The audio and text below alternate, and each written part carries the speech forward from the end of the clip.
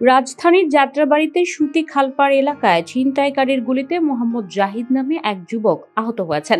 এ সময় তার কাছে থাকা মোবাইল ও টাকা ছিনিয়ে নিয়ে যায় দুর্বৃত্তরা। মঙ্গলবার রাত 11:30টার দিকে গুলিবিদ্ধ অবস্থায় তাকে উদ্ধার করে ঢাকা মেডিকেল কলেজ হাসপাতালের জরুরি বিভাগে নিয়ে আসা হয়।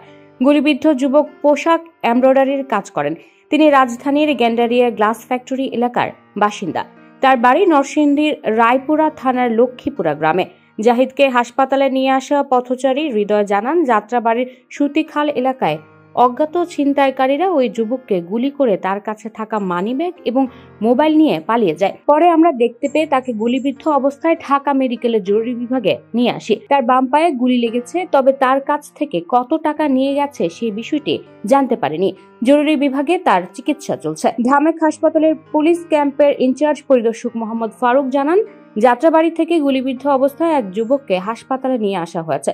বর্তমানে জরুরি বিভাগে তার চিকিৎসা চলছে। গাজীপুরের টঙ্গীতে ছিনতাইকারী সন্দেহে এক যুবককে পিটিয়ে হত্যার ঘটনা ঘটেছে, তবে ওই যুবকের পরিচয় জানতে পারেননি পুলিশ। মঙ্গলবার রাত 10:30টার দিকে টঙ্গীর মাছিমপুর এলাকায় এই ঘটনা ঘটে। স্থানীয়দের বরাত দিয়ে পুলিশ জানায়, মঙ্গলবার সন্ধ্যা 7:30টার দিকে টঙ্গীর স্টেশন রোড এলাকায় ছিনতাইকারী সন্দেহে ওই যুবককে আটক করে কয়েকজন ব্যক্তি।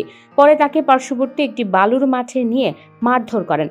রাতে তার মৃত্যু হলে কয়েকজন ব্যক্তি ওই যুবকের মরদেহ বালুর মাঠে ফেলে চলে যায়। পরে রাত 11টায় পুলিশ মরদেহ উদ্ধার করে টঙ্গীর শহীদ আহসানুল্লাহ মাস্টার জেনারেল হাসপাতালে নিয়ে যায়।